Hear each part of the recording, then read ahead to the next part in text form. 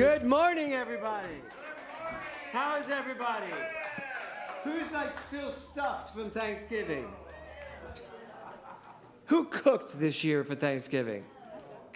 Oh, God love you. Yes. Who didn't cook and had a great time? Me, yay. I know, this is the first year ever when I did not cook Thanksgiving dinner. And Kevin and I, at 9 o'clock, we were leaving where we were eating. Friends and I, we got in the car and we looked at each other and we were like, oh my God, we didn't even stay to do the dishes. And then we walked in our house, we were like, it's exactly the way we left it. This is awesome. And then at 10 o'clock, we're laying in bed going, this has never happened before. We're usually up till midnight washing dishes, right? Right? Who cooked this year? Were you up late washing dishes? Yeah. God love you. And you can invite me next year. I'm never cooking again. So, do we have anybody here for the first time today? Please rise. All rise. No, not all. Just you. Tell everybody your name. Catherine. Where are you from, Catherine? Actually, born and raised on the west side. Born and raised on the west side? West Side Story? Los Angeles. That was early, wasn't it? On the west side of Los Angeles. Like where? Santa Monica. Oh, in Santa Monica. Oh, that's exciting. What do you do? Jail. What? You were in jail? No, that's the hospital was called the jail. Oh, I was born in a jail in Santa Monica. It's getting better by the minute. What do you do?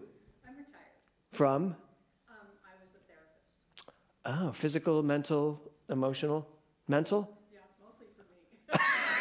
You know what? We all say that. All of us ministers that are like spiritual psychologists, we're all like, we do this for ourselves. Nice if you're there when we're talking.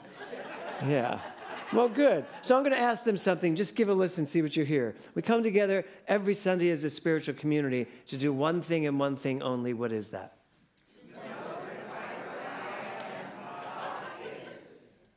I love the one that was laughing. That's a good reason, too, to be here. So what did you hear? I didn't get it. It was jumbled. Isn't it? It's a little jumbly. Diction's not their forte. So let's try it again. We come here every week to do what? Wherever I am, God is. Right where you are, Catherine, God. Is it Catherine with a C or a K? C. Catherine. Like Catherine the Great. Which, What my mother said. you know what? That's what we all say, too. Because we believe that you are the greatness of life. Right there, expressing perfectly. Because right where you are, what? God is. And that's our understanding of God, is this amazing vibration, the energy of love just bubbling up through you. And I can feel that already. So we have a gift for you. And it's coming right to your side. And it's my book, Mental Muscle. It takes 16 weeks to do it. Probably wouldn't take that long to read it, but I suggest you like do it 1 week at a time when you decide to do it, and just see what you think. And it's a fun, I was going to say it's a fun book. It's not a fun book. It's a book that really transforms lives. If you do the work, you... Wow, that was good. If you do the work, you live the results. Yes. So stay standing. If you would all join Catherine, we'll get this show started. You ready?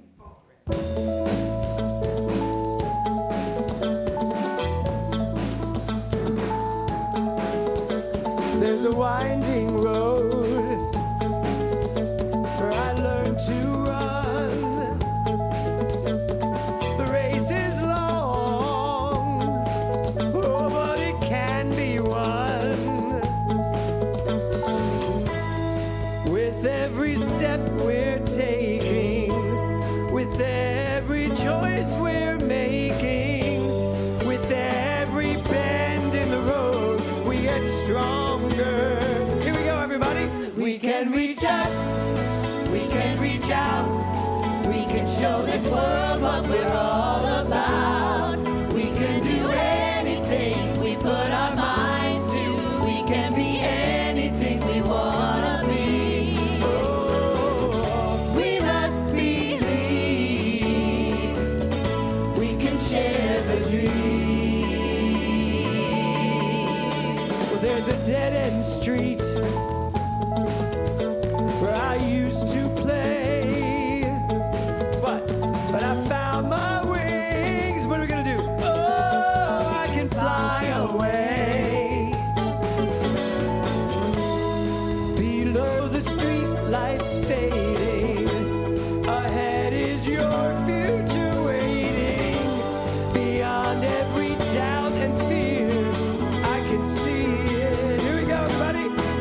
can reach up, we can reach out, we can show this world what we're all about. We can do anything we put our minds to, we can be anything we wanna be. We must believe we can share the dream. Here we go, everybody. We can share the dream, we can share the dream. Oh yes we can. We can share the dream, we can share the dream. Oh, we can share the dream, we can share the dream. We can reach out, we can share the dream, we can share the dream. We can reach out, we can share the dream, we can share the dream. Share in the future. We can share the dream, we can share the dream. We can reach up, we can reach out. We can show this world what we're all about. We can do anything we put our minds to. We can be anything we wanna be. We can reach up, we can reach out. We can show this world what we're all about. We can do anything we put our minds to. We can be anything we wanna be. We must believe we can share the dream. Here we go. We can reach up. Woo! How do you feel now? Yeah, good, good, good. Oh. Well, that's it. Have a lovely day, everyone. Thank you, guys. The band's, I'm just going to tell you, I came in today and I thought we were doing a whole different group of songs that Robbie did. And so he said, do you want to rehearse this? I was like, no, we're not doing that. We're doing this. He was like, what? So we had to, the band had to find music. We had to change everything because, of course, it goes my way. So, actually, no, it's just because I planned the service around the music. But I just have to say, we have the best band in California. These guys, no attitude, no problem. Robbie did look a little like, what? For a moment. But then they're just like, okay, what are we doing? How do we get this music? Let's just do it. Just amazing. This is one of the things I'm most thankful for you, Robbie, for being in my life for the last 20 years. So, thank you. I'm getting worse as I get older, aren't I? In some ways. Notice he didn't say no. Okay, so I invite you to take a deep breath. Come on up, Emily. So, you want to be on that side? Yeah, that's good. So, this is Emily Edwards. I think you all know her.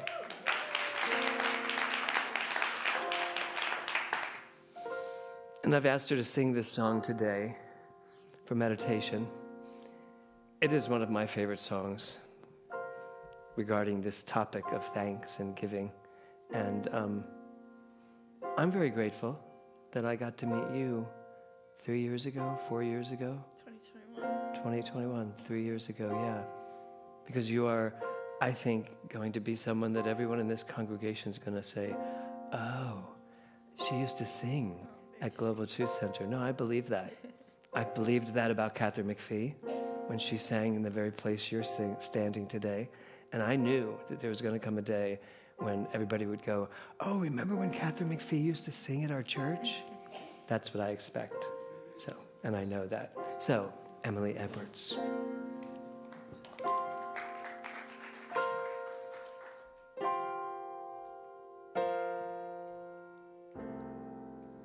Some days we forget to look around us, and some days we can't see the joy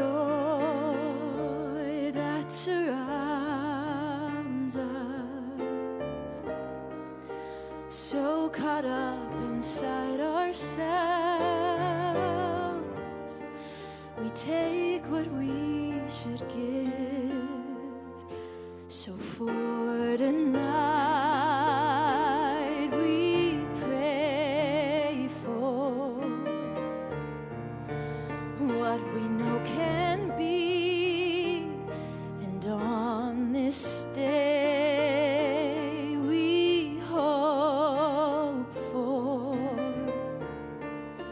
what we still can't see. It's up to us to be the change, and even though we all can still do more, there's so much to be thankful for.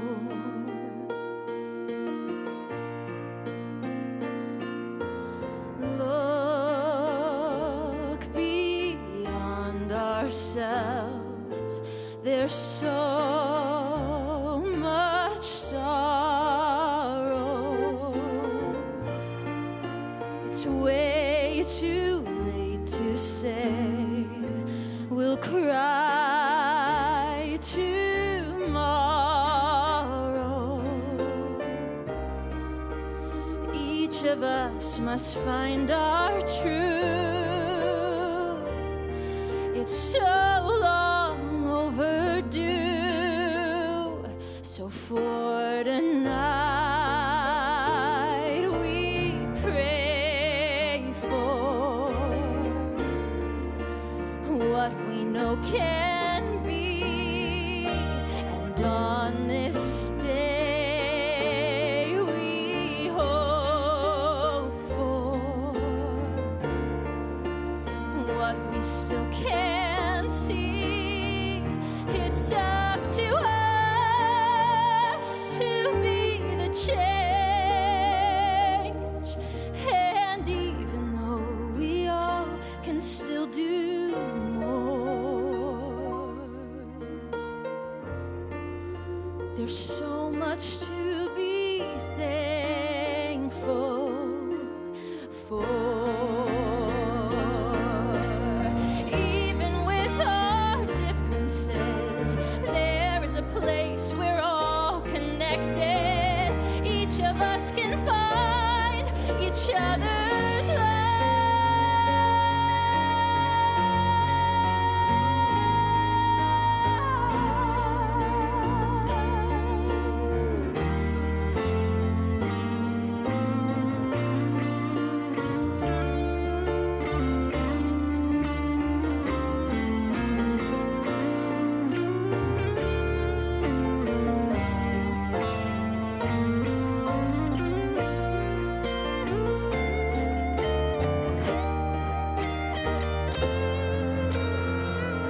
So for tonight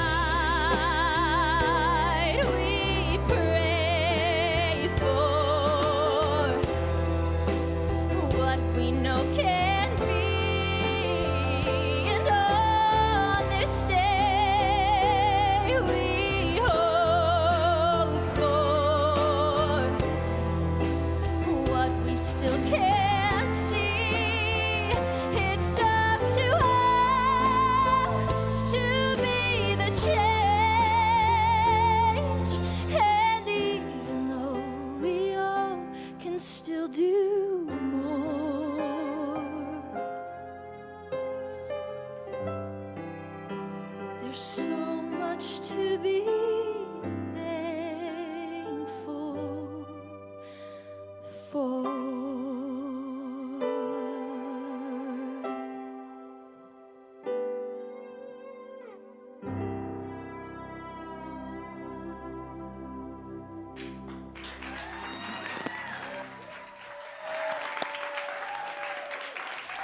Emily, come up here, Emily, come up here. Emily Edwards.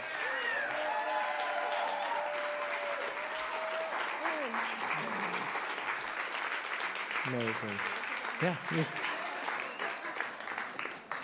She's like, can I go down now? I don't think you make it look so effortless. I don't think people realize what you just did, the notes you just hit, how you sang them so effortlessly. You do. You make it seem like we can all get up here and do that. I mean, I can, clearly, but... yeah. How do y'all feel? You know, that song has such a great message in it, the idea of, regardless of what's going on in the world or in your lives, there's always something to be thankful for. And where we put our attention is really how our lives play out. One of the things I'm thankful for is being the senior minister of a center that has such a profoundly dedicated leadership between my ministers and my practitioners, the board of trustees. This center is so solid when it comes to leadership and the seriousness by which everyone takes their position here at the center. And one of those people who just gets more and more dedicated to this center is the woman I'm going to bring up here, which is Reverend Dr. Tiffany Mellon. Hello. So how are you doing? How was your Thanksgiving? It was lovely. Did you cook? Of course not. We went, my husband on his dad's side comes from a big Italian family, and so we went to Arizona, and there were cousins running around and aunts to just love on all of us, and I come from a much smaller family, so it was, from the moment that I met my husband, getting to be brought into that type of family has been such joy. So it was very fun. I think your daughter said she wants to move to Arizona. She wants to move to Arizona. I was like, you won't say that in July. She's like, Mom, we can get it. She wants to be a snowbird now. She's like, we can get a condo in Arizona and go there for the winter. I was like, I don't think so. But we will be visiting more often, so. That's yes. great. That's great. Yes, one of the things I also forgot to do, I was going to do it at the top of the service, and I know you feel the same way, is to give thanks to Reverend Dr. Liza Marquez for last week's service.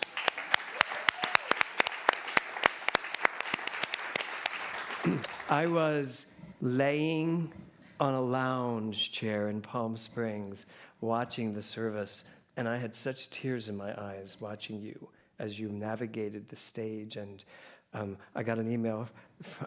Didn't you send me an email this week? Yes. And I was like, she was like, we got to get her before she leaves. And I was like, she's not going anywhere. She just moved to Westlake Village, for God's sake. But thank you. You did such a great job. So. Okay, back to me. Back to no, you're amazing. I love you. And that's what it's like being with these people. Yes. I love that you're using my phrase now. That's good. Back to me. Back to me. You all see that? That's my chair downstairs. A whole class bought me that chair because apparently, I didn't know it at the time, I said it a lot. Yeah. Because they kept talking to each other, like, back to me. I'm teaching. So, what's our theme this month? Appreciation. Appreciate. Appreciate. Same thing. It's the same thing. Appreciation is the activity, right? Yes. No. No, that's the noun. Appreciation is the No, they're all verbs. Experience to appreciate, and I have appreciation. Oh, okay. What do you have appreciation for? So much. So much. There's so much to be grateful for, and I really have looked at what am I focusing on? You know, am I focusing on the things that aren't working so well, or am I focusing? And I love, actually, I mean, of course, I appreciate you and this community and my family and all of those things that we look to. But I loved Reverend Holly when she talked about raising the worth or raising the value of Something's to appreciate something, to take it to a higher level. And I'm going to take it down for a second, but I promise I'll bring it back up. I had heard that, and then the following week after Holly, or Reverend Dr. Holly. Not yet. Reverend Holly. Reverend Holly. She hasn't turned in that last paper.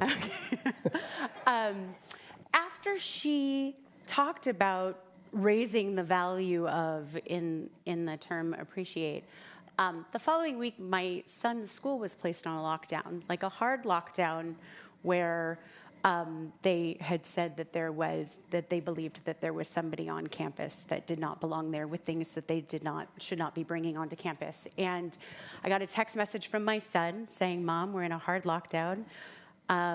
And he was live texting me through saying, the police are in the campus with large artillery. And talk about powerlessness as a mother, to have your son texting this and to know that this is going on. And so for an hour and a half, there were kids under their desks watching this going on, not knowing what was going on. And it turned out that it was a false, somebody had called it in.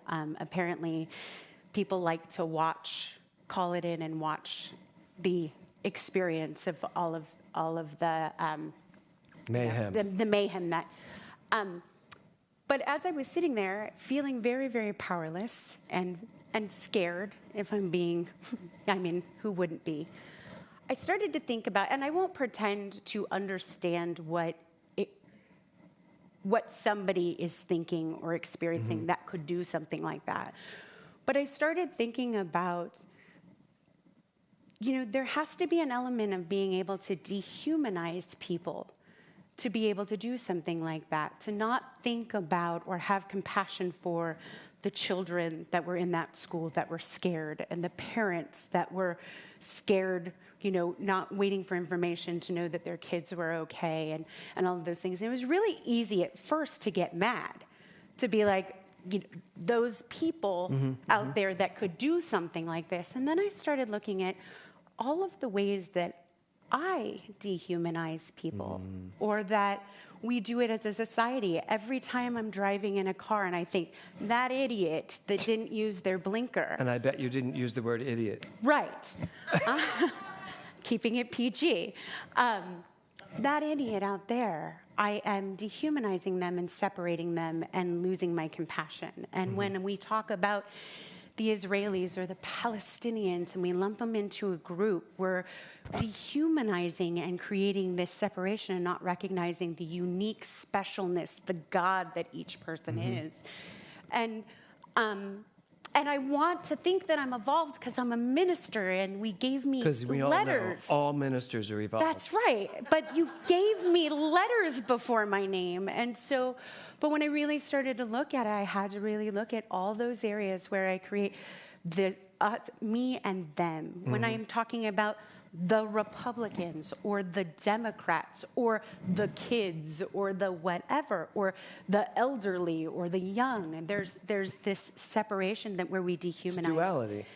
And so I was like, what I want to do is appreciate my appreciation for people as individuals. That when I can focus on loving people as individuals, I can separate them from their behavior.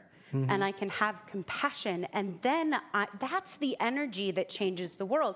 Because that energy of the separation is just pouring more fuel to the negative energy in the world. It's like, I don't think that I could create war. Yep. And yet, I'm putting energy into the universe that is creating those big events every time I give somebody one of my digits on the freeway. You know what I mean? Or every time I make somebody out there and dehumanize them. So for me, in this season, what I've really been focusing on ever since, first of all, hugging and loving on my son, and just making sure that he knew how much I value and appreciate him and those around me, to make sure that they really know. But also to appreciate the energy of recognizing everybody's contributions and compassion and love.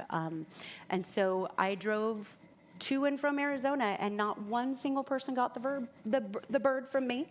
And well, that's because Austin drove. That's true. But I like to be his wingman and make sure that I like to shame people for their bad decisions from the past. Well, wait, I have a great, so last Saturday night in Palm Springs, there's a gentleman that comes to our services in Palm Springs, and he came in, he goes, I have to tell you a story. I was like, what? He said, well, I was driving here, and a car literally cut me off, and I instantly thought about you saying that when people cut you off, that you always think they must have to do it. There's something about them. He said, and I was fighting that. I was like, Dr. James says we should just be compassionate if someone cuts you off. He said, and I was getting so angry, so much so that without even knowing it, I kind of followed them just to see what. And then they pulled into a hospital, got out with a child, and ran into the hospital. And as he's telling me this story, I'm getting like all emotional like now. And I was like, because we don't know what we're seeing, we just react. Yep. And that's exactly what you're talking about. And I it's- want to put that love energy into the world. I want Yeah. to grow the energy that can heal. I don't want to grow the energy that causes hate. I want to, and everybody has a story. Even the biggest, ray of sunshine you've ever met has a belief story, system yes. and a story and an experience behind that manifestation. We're going to do something about this. But first, let's do the affirmation. Then I'm going to take you somewhere else. Oh, is this where you told Dr. James told me? Now, if we start Yeah, singing, I told her, I said, something's going to be a little weird today. I have a whole different idea of how I want to do today's service. I said, so just go along with it. But if we end up singing, get off the stage. like, don't just stand there awkwardly. I was like, I'm going to sing too. And he she was said, like, please, no, dear God, wait, no. what did you say? You said, well, I feel scared, insulted. What was And the a other little, thing? And a little frightened. Yeah, and a little excited. And a little excited. Yeah. It's not a as big as you hodgepodge. think, but yeah. But let's do the affirmation. Let's do it. All right. Should we stand up? Sure, stand up. It gets more of that turkey off you. That's right. Ready? Okay, we're gonna say we'll say it once, and then if you don't do it loud enough, we'll do it again. Okay, ready? Okay. I wake each morning with appreciation for my life. How'd that Okay, feel? you guys did a really good job, but I just realized how impactful, and it really hit me hearing it So from why all don't of we you. do it so I want to softly? do it again. What if we did it like? This is my moment. Oh, how do you want to do it? Let's do it softly.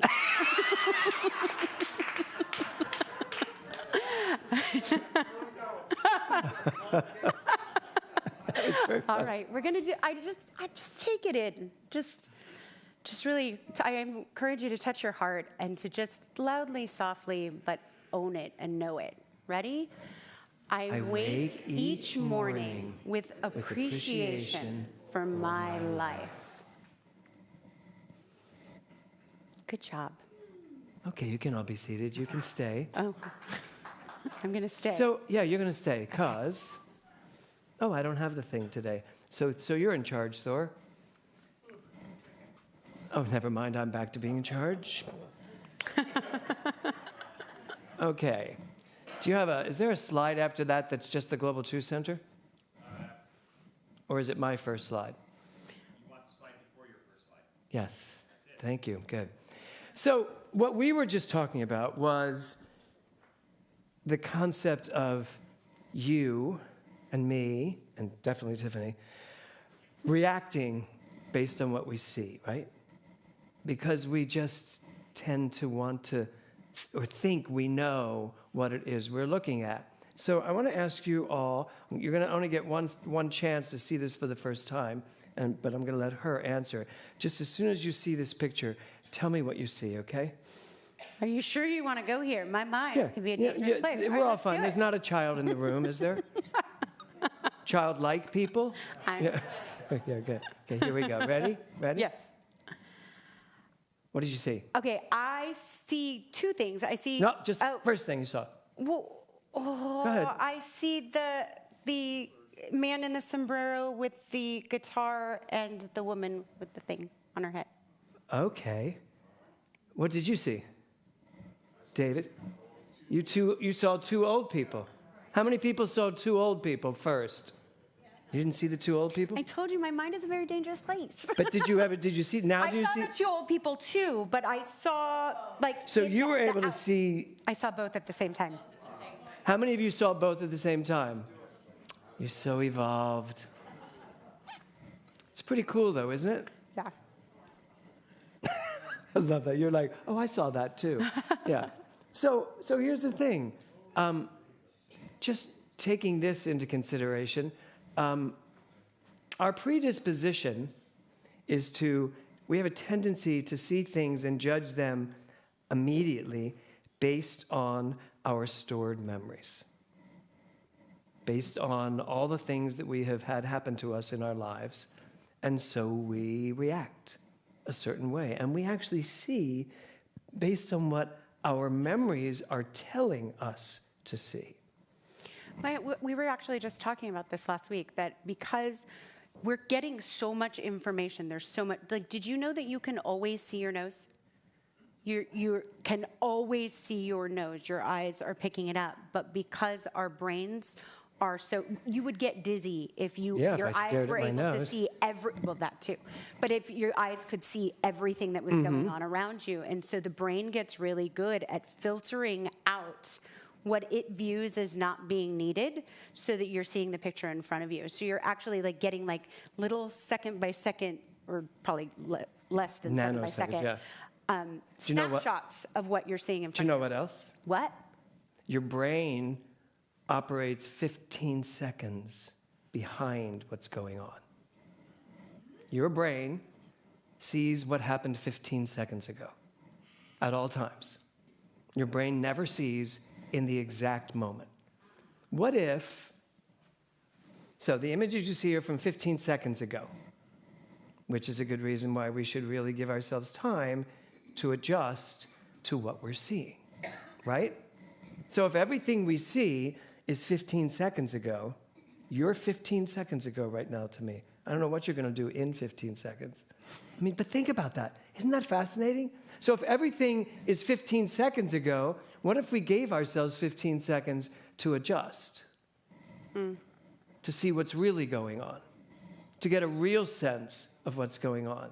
So the title of my talk today is, What You See, ... Now, I have a question for all of you, including Tiffany. When I say what you see, what do you think? Is what you get. Everybody? What you see is what you get? Is that what everybody thinks when they think of what you see, ...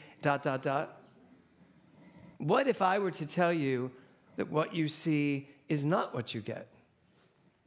I was just thinking, isn't always what it seems.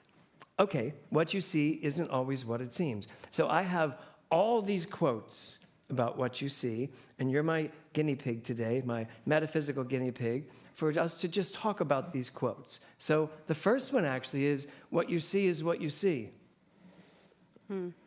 Janet's like, I don't like that quote.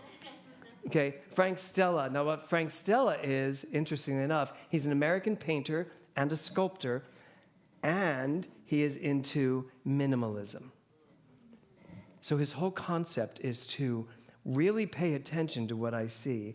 And what I see is, like, I'm looking at Carolyn right now, and I know what her hair looks like. It's very lovely. I get the scarf. But very often, I'll look at Carolyn, and if I hadn't really taken this moment, I couldn't tell you what she's really wearing. I can't tell you what most of you are wearing, and yet I've greeted most of you today. I know Janet's wearing a red sweater because she came to my house early this morning. So, but what we see is really what we see, or this is how I want to say it. So what I see is what I see, and I don't often see a lot. That's our truth. We don't often see a lot. And frankly, what we see is 15 seconds ago. So we're actually not current in our minds. So why am I bringing all of this up? Because we are living in a world where the idea of what you see is what you get is so prevalent, and yet we're not seeing accurately. And as you were saying, to appreciate what's beyond what we're seeing. We're living in a world right now where it's a little difficult to appreciate a lot of things because we are inundated with tough times. You know, and I know most people know this, and I'm actually not, I'm doing great. Kevin and I are doing great, and we feel great, but this is the weekend where Nora passed. Yesterday was her accident, and this Wednesday will be the day she has passed. And it's been 5 years. My little tattoo of my 5, which she designed, but it's been 5 years. And for me this weekend, you know, Kevin and I, last night we were sitting on the couch and the new Doctor Who came out. Anybody watch Doctor Who besides Kevin and I? Okay, good. Manny, of course. Yeah. So Doctor Who, that's like, we love Doctor Who. It's our family thing. Nora, Will, me, Kevin, we watch Doctor Who every single week. And a brand new one came out with David Tennant, which was amazing. And so I'm sitting on the couch with Kevin. I'm having a delicious old-fashioned, because I'm allowed one drink a night if I choose. So I had an old-fashioned, and we're just having it. And I turned to Kevin and I said, this day couldn't be more perfect. And both of us just looked at each other, and we were like, oh. It's also the day of Nora's accident. But in 5 years, we were able to say this day couldn't be more perfect. Seeing things differently, seeing things for how they are. And it wasn't 15 seconds later, it's 5 years later. And we can look at it now and go, okay, I have a different appreciation for this, a different reality to this. So what you see is what you see if you're willing to see it, but if you're willing to take the time to see it. I love this by Edgar Allan Poe. Believe only half of what you see and nothing that you hear. How's that feel? It's good, right? Yeah. Oh, I was just standing here. I was like, why am I here? Good question. Why are you here? Why am I here? Because I told you I was going to do something different. I know. No, I was thinking about. I'm getting you like you haven't planned any of this. I know. I love that. Second City's coming in handy right now. Yeah. Well, I just keep thinking about what we see is a product of our belief. Like when you only see what you see. Based on everything. On what I believe so about first what we have to get I'm all that seeing. crap out of the way to then see what's really there. When I'm coming from that purest place, that of compassion, of love, when I'm starting with that preface, then the canvas is sort of much more open for me to see what I'm actually seeing. But how often do we come from there? Ask yourself. It takes that conscious effort. Yeah, it does, yes. Because I don't know. Some people, it's their natural default. Like, I believe that's Jill's natural default. Jill who? Jill Mizell. I believe that she Where is walks she? in. She's here. So she's right Okay. there. I believe that she walks into a room and is like, I know nothing now. What Really? can I Because see? I've watched her walk into a room and curse someone out. Never. Never. Oh, it was her husband. Never. Doesn't matter. Right. No, but because she just is always trying to come from love. But can I and tell you it's her something? natural state. That's what you see. Oh, that's true. That's not who she is. I'm That's like what you see. proving this. Because You're people right. see that in me You're too, right? Nobody sees that in you, James. Okay, good. No. So, thank you. Yes. You're done.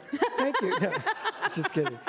But you're still, right. that's I what see her you as see. loving. How many of you sitting here, Takeshi, how many people do you think see the real you? I have no idea. But that's the right answer. You do have no idea. Because people see us and decide who we are. There's sometimes I feel uncomfortable because someone has put me on such a high pedestal. And that happens a lot for ministers. And then he calls me. And I call you in right off it. I love you so much. But, I really do. But I do. I'll feel uncomfortable. I'm like, you know, oh, she's not here. Stan Galperson, your sister, in class one night, somebody said something to her of what they saw. Actually, it was Dr. Jay Willick, who said to Connie Dubois, said something to her about, we were talking about sexuality, go figure, in practitioner class. And he said something to her, and she let out this. She said, "You don't know me." And we all just like went, and I said, "We do now." But that's the case. Mm-hmm. Were you in that class, Craig? No, you weren't. You weren't in her class. Okay, next quote. I have 1,000 of them. Art is not what you see, but what you make others see. That's Degas, and that is one of the Degas paintings. But here's the thing, the reason why I brought this one up for all of us artists. You know how much time you spend trying to get people to see you in a certain light? The very clothes you wear, the way you behave, the things you do in life, the choices you make, because you want to be seen a certain way. I'm sure Jill makes a lot of decisions based on the way you see her. I think I'm seeing her perfectly. Yes, you are. Yes. But do you all understand that? Does everybody feel that idea? Yeah. I mean, do you think there's a way for us to throw all of it away and just start from scratch and be absolutely, completely authentic, where we are not concerned with what we want others to see. Well, that's where the liberation comes from, to be able to live that authentically. When you realize, like, you can't control how others are perceiving you or seeing you anyway. No. They're seeing you through their belief system and their eyes. And so for me, that was that realization, like, oh, then I'm free to let my freak flag fly. Like, I can be as authentically me as I want, and I'm not really responsible for how other people see me. When I was 20 years old, I was doing The Wizard of Oz. I was playing the Scarecrow, go figure. And I was in Detroit. And the woman that was playing Aunt Emma, what's her name? Auntie M. Auntie M, Aunt Emma, Aunt Emily, Auntie M. The woman who played Auntie M apparently really didn't like me. Really, just for some reason, just despised me. And I came off stage one day. I was just finished doing my whole, I could while away. And I was really chipper and happy and excited, and she just let it all out. She goes, you think you're so great. You think you're so talented. Well, you're not. And she just went on and on. You're never going to have a career in this business. Blah, blah, blah. She just went on and let it all out. And I was just dumbfounded. I was like, who could think of me like that? But really what she was seeing years later, what is it now, 40, 50 years later? 50, 69. Yeah, like almost 50 years later, that still has an impact on me. But I understand now. She was a very sad, depressed actress whose career never happened, and she was still doing children's theater. And she was so, and I'd just been called back for the Fantastics off Broadway. My career was just about to take off, and it just drove her insane. But she really did see that in me from who she was. That's how we are perceiving everything and everyone, which would make me think for all of us, if you start feeling something, check it out. Really step back. At least give it 15 seconds to catch up to you. Don't be afraid to see what you see, Ronald Reagan. As a Democrat, I thought I should give the Republicans their point of view. I also loved Ronald Reagan. I actually voted for Ronald Reagan. Every time I say that, Kevin's like, what? I'm like, no, I did. I don't vote party. I vote person. And if it was Mondale or Reagan, I was voting Reagan. So don't be afraid to see, oh, there's Kevin, he heard me. Don't be afraid to see what you see. This is the other part for us. It's this ostrich thing that we contend with all the time. It's all good, it's all God. Well, yeah, right, Liza? It is all good, and it is all God. And sometimes God is a disaster. God is a mess. God is, go over to the east. God is a disaster right now. Still God. Well, and I think, too, that's where there's room for all of it. I think that we want to compartmentalize. There's either truth or it's ugly. Or like, I'm either knowing the truth or I am all up in the ugly, in the conditions. But what I'm saying is, but we can see it. Look at the ugly. Don't be afraid to look at what's there. And know the truth. But in that, I'm empowered from that position to do something with it. Yes. From that place, I am empowered to have compassion. And also, highest and furthest sometimes. Right. Like, I have the ability, sorry, I'm very passionate about this one. This has come up a lot in my life right now. I can know the truth. And I do know the truth. And I can have compassion. And I cannot like what I see. Yes. And I can see what's going on. So how's that feel? You willing to do that? To actually look? I mean, a lot of people are saying, I don't want to know what's happening out there. I don't want to see it. You know what? We need to be willing. We need to be witness to what's going on if we want to be witness to changing it. Because you're not going to change it by pretending it's not happening. Well, and how do you know what to pour love on? Exactly. How do you know where your consciousness is needed if you're not willing to look at the stuff that needs your consciousness? True. True. Speaking of that, it's not what you look at that matters, it's what you see. And this one's about you, yourself. Do you see the truth of who you are? Do you really see the truth of who you are? Not what you've done, not what you've become, not how others view you or see you, but are you willing to see the truth of who you are? And that means you're looking beyond the relative facts. You're looking to who you are spiritually, innately. Leonardo da Vinci, it's not enough that you believe what you see, you must also understand what you see. Are you willing to take that 15 seconds and step back and ask yourself, what am I really seeing here? What's really going on here? I was just having that conversation actually with my son because we were talking about how, I don't know if you remember when you were in elementary school and Why? you were Because it was so long ago? when you were taught history and you were taught a very westernized version of history. You were taught like this, and I was taught California history. You were probably taught Pennsylvania history. Like you from where you stand, you learn history from that point of view. And then I remember when I got to college. And what religion you're in, you're taught history from a very different view. I mean, right, if you go to a Catholic school, I was you're taught going a very to get, different version than my Jewish friends. Right, I mean, science varies depending on whether you're going to a religious school. And so you grow up with this point of view, or this idea of race consciousness and everything around you. And I remember when I got to college, and all of a sudden they were teaching like different points of view, and I was like, oh my, wait, that's not how we learned it. Or when you start to learn like Thanksgiving and the other sides of Thanksgiving, because for us it was like there were the Pilgrims and then there were the Native American. It was a completely different story. Well, wait, we were brought up with cowboys and Indians. Right. Cowboys were the heroes.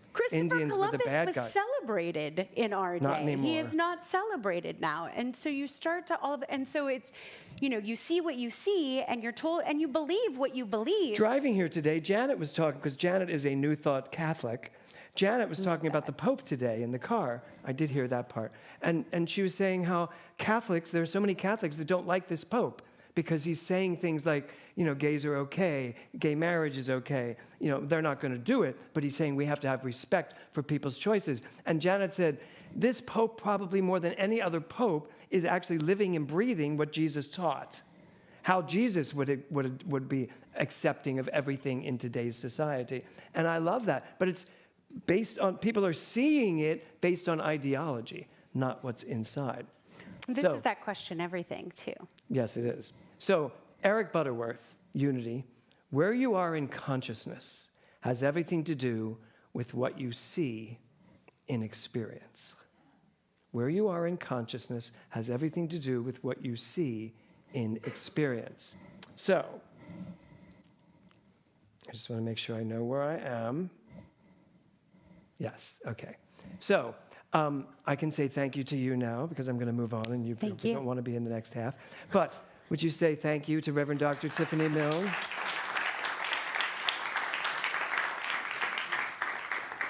So where you are in consciousness has everything to do with, your mic's still on, everything to do with what you see in your experience. So it's not that what you see in your mind will show up in your experience. It's not.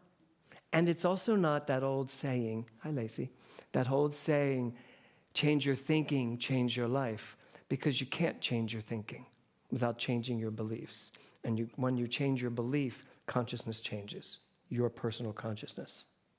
So where you are in consciousness, what you believe about life, about yourself, about everything, is how your life is unfolding. Ernest Holmes said this, where the mind goes, energy flows. Where the mind goes, energy flows. So it really behooves you to pay attention to where you put your mind. It really behooves you to pay attention to your beliefs, to what you know, but to really, the title of my talk is What You See, to really pay attention to what you see, right, Reverend Nancy? I see this. I'm seeing two people fighting, but what am I really seeing? Am I seeing a fight, or am I seeing something else going on? You get to decide what you look at.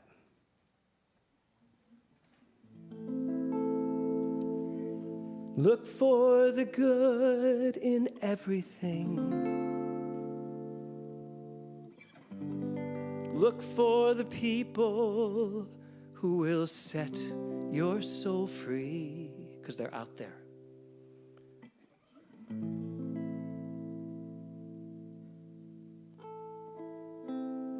What? It always seems impossible.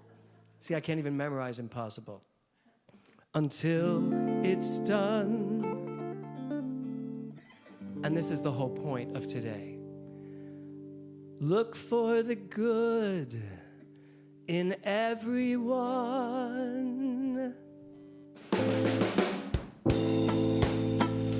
So you can look at what's going on in the world, or you can look at what's going on in your body. You can look at what's going on in your mind. You can look at the good. You can look at that which isn't so good, right? It's all up to you. You get to decide. But here's what we suggest. Look for the good in everything. Look for the people who will set your soul free. It always seems impossible until it's done. Look for the good in everyone. People done gone crazy. People done gone mad. People done forgot the superpowers we all have. We were born to love, not hate. We can decide our fate. Look for the good in everyone and celebrate our namaste. There's a silver lining.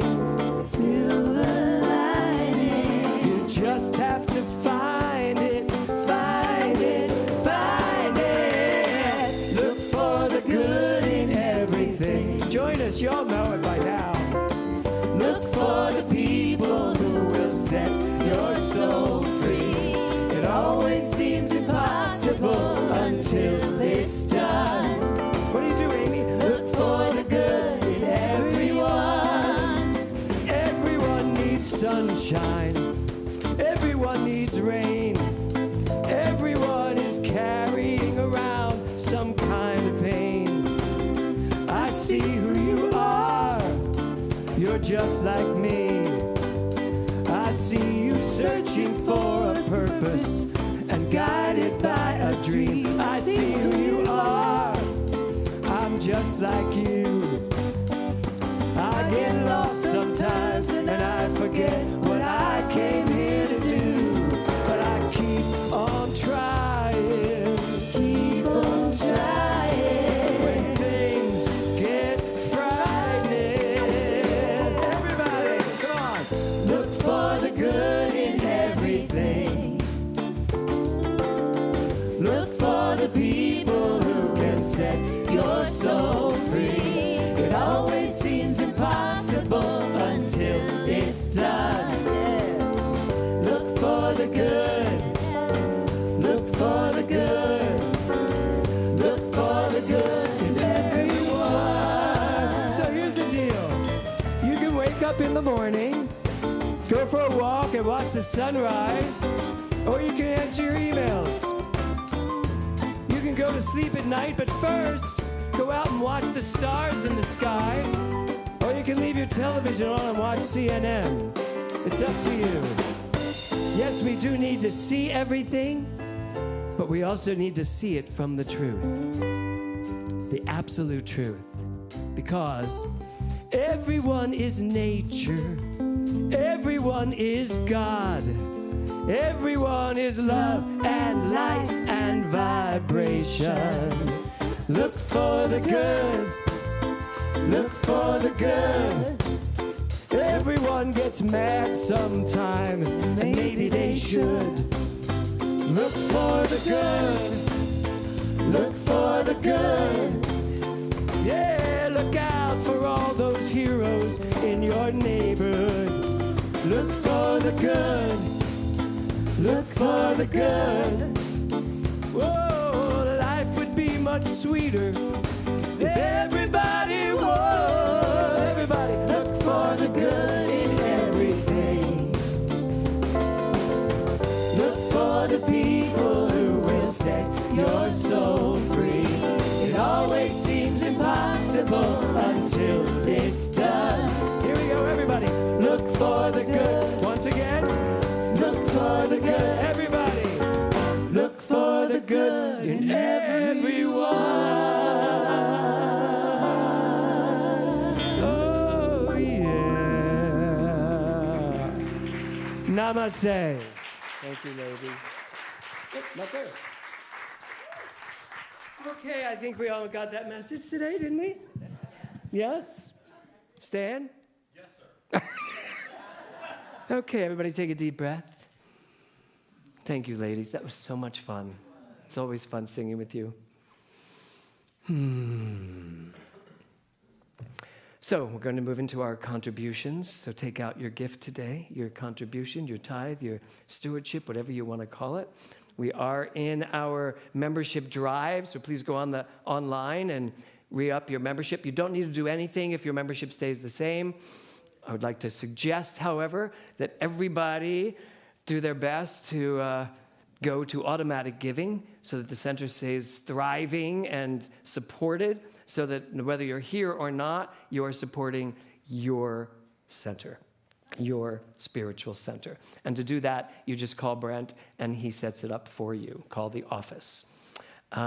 So let's know this. Can you give me some pretty music? No, pretty music. It's gorgeous. Thank you. So what is money? Raymond Charles Barker says money is God in action. But think about it. We created money. We made this thing up called money. It's just a way we communicate. It's how we barter, how we bargain, how we pay for things. It is the currency we use to live our lives. It's nothing more than that. It's just energy. But it's great energy, yes. Who here doesn't want even more of that, and more of that, and more of that? Last night, Kevin said to me, well, first of all, he made me drive into a parking lot so he could go buy his lottery ticket. And he said, when I win the lottery, this is what we're going to do. And I didn't say this to him because I like to just honor him, and I don't buy lottery tickets.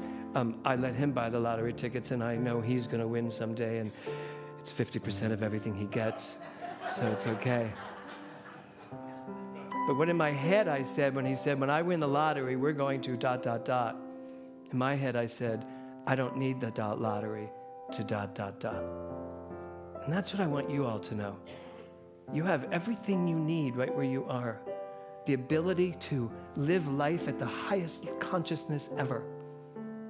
Money should never, can never, will never be a deciding factor in your life unless you make it so. So what I know is that each person here today is filled and full to the brim with life and what life has to offer. And I know that the finances of this center have become more and more fluid as these last few months have gone by, because each person in this center becomes more and more of who they truly are. And I am so grateful for everything that is given, financially, in time, talent, all of it. And I say thank you, knowing that it returns to you multiplied how? Abundantly.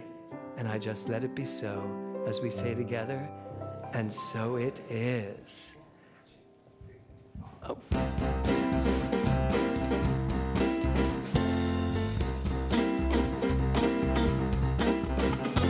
Circulate my love right now, I circulate my love. I circulate my love right now. I circulate my love. I circulate my love right now, I circulate my love. Circulate my love right now. I circulate my love. And it returns to me, multiply abundantly. I circulate my my joy right now. I circulate my joy. Circulate my joy right now. I circulate my joy. I circulate my joy right now. I circulate my joy. Circulate my joy right now. I circulate my joy. And it returns to me, multiplied abundantly. Circulation, it's across the nation. It's a love vibration around the world and beyond. Circulate my gifts right now. I circulate my gifts. I circulate my gifts right now. I circulate my gifts. I circulate my gifts right now. I circulate my gifts. Circulate my gifts right now. I circulate my gifts. And it returns to me, multiplied abundantly. Circulate, circulate, ooh, circulate, circulate. Circulation. I circulate my good. As I look for the good, I find the good. The law of reciprocity in action. As I give, I receive. Knowing that money is how I represent my consciousness. I know that my consciousness goes out into the world, that the money sends ripples of good out into the universe, ever expanding, ever evolving love, goodness, joy, harmony. I stand in deep gratitude for this community, for your consciousness, for the consciousness of giving and the law of reciprocity that never ceases to amaze and grow the center in infinite ways. And so I release this word as law, knowing it is already done, as together we say, and so it is. Circulation.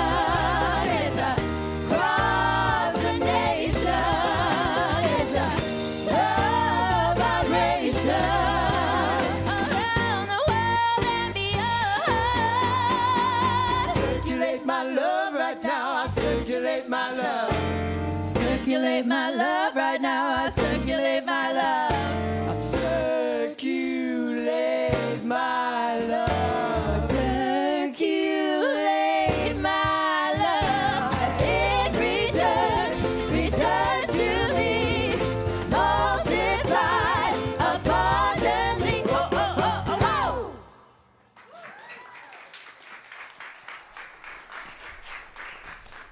Sunday, November 26th, and here are your GTC announcements. Coming up on the calendar, next Sunday at 9 a.m., join us for our first Sunday community breakfast, lovingly prepared by Ann Monahan, Cynthia Begston, and our amazing team of volunteers. Speaking of volunteering, our first Sunday breakfast is a great opportunity to help out with the event cleanup. We thank you for your consciousness of love and support. We celebrate the holidays on Friday, December 15th with our caroling get-together at the home of Dr. James and Kevin Bailey. Note, this event is on Friday from 5 to 8 p.m. Bring your singing voice and holiday cheer on Friday, December 15th. This holiday season and beyond, GTC is committed to making a difference in the lives of our neighbors. Please bring non-perishable holiday food items to the center on Sundays. Finally, our next Consciousness Studies class, The Power of Questions, begins this Wednesday, November 29th at 6 p.m. Join Reverend Dr. Tiffany Mellon for this first look at Dr. James's new book, The 5 Questions, as well as the Raymond Charles Barker book, The Power of Decision. The class will take place in person and on Zoom. You can sign up for the class right now on our website. You can always find out what's going on by visiting our calendar on the website. To find it easily, just use your cell phone on the QR codes you see throughout the sanctuary. Have a fantastic week, everyone. Thank you, Thor. So, after 5 long years, 6 actually, of writing this book, it is finished. And I believe Thor has the new cover to show you. There it is.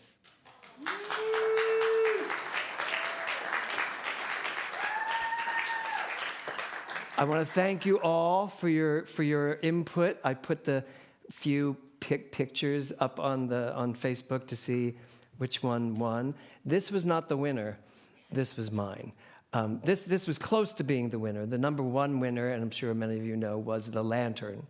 But something happened when they showed me the pictures, and the lantern, I loved it as soon as I saw it. And then I saw the second one, which was a little paper boat. I also loved that. And then this one popped up, and I got all emotional. I got very emotional when I saw it. And so I still let it, I thought, you know, I'm still going to get everybody's opinion, which is great. But I was like, oh, maybe it is the lantern. Oh, I went back and forth and back and forth. And finally, Kevin said, but which one touched you the most? And I said, you're right, it was the path. So this is, and I'm so glad I did. I absolutely love this. And I want to also give a big round of applause to Thor Chalgren, who made this happen. So the book will not be out yet. I still have to get the perusal copy and make sure everything's fine, make sure that everything Brad corrected is still corrected in the book. We are planning a book signing and a launch party on December 9th. We're not sure if we're going to make that yet. We will find out to see if all the copies can be sent here, the correct copies. But I just wanted to give you all the first glimpse at this, something that has been a long time in the coming. And to honor it today, the book, the first half of the book shares all of my stories on how I got to the 5 questions and where they came from and how to use them. There's a whole section on how to use the 5 questions as a spiritual practice. And then the last half of the book is my journey through the 5 days with Nora as she was passing. So each question pertains to a different day. And today would be, of those 5 days, what wants to know me. You know, the first question is, why am I here? Which happened on the night of her accident. Why are we here? And the second day, which is today, was, what wants to know me today? And those 5 questions took me through the worst thing I will ever experience in my life. And therefore, I know without a shadow of a doubt, it will take anyone through anything they're going through, these 5 questions. So all I ask is that when the book comes out, you go on Amazon and buy it and immediately write a major rave review for the book before you read it. So I'll be telling everybody that on Facebook. Not before you read it, but... No, you can't. Okay. Kevin has something to say. Dr. James? Yes, Dr. Thor. The book is available for anyone who takes Dr. Tiffany's class. Oh, yes. You get the digital copy of it by class day. Yes, if you are taking Dr. Tiffany's class, which she will use the book for the first time, you will get a digital copy of the book by Wednesday, so you will actually have already read the book. Yeah. Good. All right, I have 3 quick things. One, if you are one of our December cake purchasers, Karen Wright, I know you are, Gabriella Hoffman, I'm not sure if you're here, they will be here next week. Oh, will they? They will be. Oh, who's making them? Uh-huh. Welcome to cooking this week. So those, a couple of you, there might be a third, but those will be next Sunday. They'll be here. And if you're not here next Sunday, then they'll still be here for you to pick up. They'll be in the refrigerator, though. Exactly. Yes.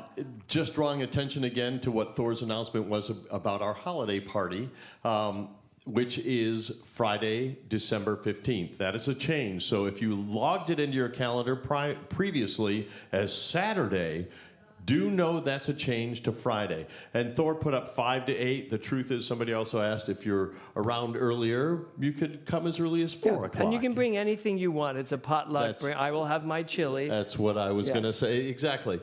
We always encourage people to bring something to share, a sweet treat that you might make at the holiday, or some bubbly or something that we can share. We put out a big smorgasbord. Don't worry if you happen to be coming from work that day. Just plan to come right right from work. And Susan there'll be Edwards food Martin and will be drinks. handling the caroling. We'll be caroling around the piano and then walking around the neighborhood singing. So Friday, December 15th. And dovetailing with that, if you're watching from our Palm Springs group, GTC Palm Springs, the holiday party in Palm Springs is Tuesday, December the 19th. And Dr. James and I will be representing the singing and caroling and fooding in the desert on the 19th. And so that's at Marcy and Al Welland's house. Is it? Okay, I Palm wasn't. Springs, There you yes. go. All right. Well, look for all these announcements will be in the emails as well. And lastly, I'll be in the breezeway. For anybody who would like to, there's so many great things happening. Marilyn Murphy and Scott Gibb are on their way to Thailand now, but Jill Mizell is here, and here at GTC Westlake, Jill and Marilyn have taken up the fundraising. So if anyone wants to sign up to be a host for one of our Divine Dinings and Doings, we're now calling them, see me in the breezeway after. We want first quarter people to sign up for things to do. That's Dinings and doings. it. Dinings I and love that. doings. Great, Exactly. thank you. Okay, bye. Bye. Okay, everybody. Consciousness on Demand today. Step up onto the stage, folks. Aren't they lovely? So, Mr. Draper, where are you going to be? I will be food adjacent downstairs. Food adjacent, just so you can get goodies sent to you during? Okay, good. So he will be downstairs in the counseling room, and Dr. Karen will be right here in the meditation room. If something's come up today, if you find yourself, if you really check in with yourself and you're like, you know, I look at a lot of crap in my life. What am I doing? I need to look for the good. Join them, and they will help you move your energy, move your consciousness in that direction. Yes? Yes. Great. Okay. Thank you, you guys. And I think that's about it. Just give me a little music there, Robbie. More pretty music. Yeah. Come on up, ladies.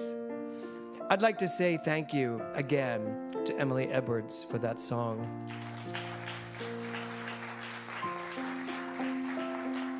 And I'd also like to say thank you to all three of them for putting up with me when I show up and say, that's not the song we're singing. And they just jump in and sing all the harmonies and just sing it. So thank you, thank you, thank you. And I want to say thank you to all of you. The last month or so for me has been quite a journey. And so many of you have written to me, called me, texted me, caught me here and asked me how I'm feeling, how am I doing. And I just have to tell you that my adventure was necessary for me to really get a good look at my life and see where I was. Ironically, how this happened, I don't know, but it has actually made me more aware of everything I want to do, not what I want to stop doing. It's made me more aware of the time I have to accomplish what I want to accomplish in life and to start using that time to the best of my ability, which means only look at what I want to look at, not waste my time with the distractions, only choose my energy to spend on that which I know is going to make my life and everybody's life around me better. So I am fine. My body is fine. They said I'd have more energy than I had before, which I questioned and thought that's impossible, but I seem to. And thank you for being there, for supporting me through that. So I invite you to all stand. The words will come up. So this is perfect because our job is to see God in everything. The highest level of God. Right, Carol? That's right. In everything. Here we go. I see Joy, I see peace, I see goodness surrounding me. I see love in every breath I breathe. I see God in everything.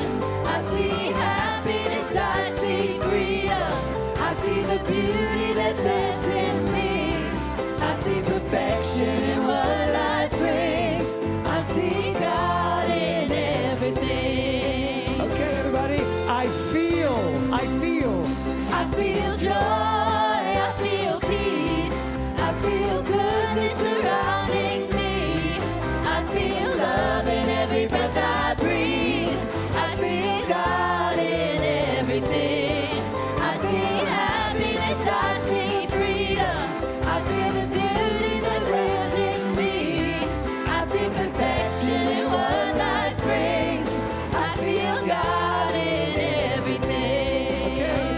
I know. I know joy, I know peace, I know goodness surrounding me. I know love in every breath I breathe. I know God in everything.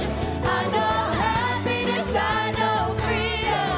I know the beauty that lives in me. I know perfection in what life brings. I know God in everything. I know God in everything. Namaste, namaste, namaste, namaste, namaste, namaste, namaste, namaste. I know peace, I know goodness surrounding me. I know love in every breath I breathe. I know God in everything. I know happiness, I know freedom. I know the beauty that lives in me. I know perfection in what life brings. I know God in everything. I know God in everything. Namaste, namaste, namaste. Everybody. Namaste, namaste, namaste, namaste, namaste. Have a great Sunday, everybody.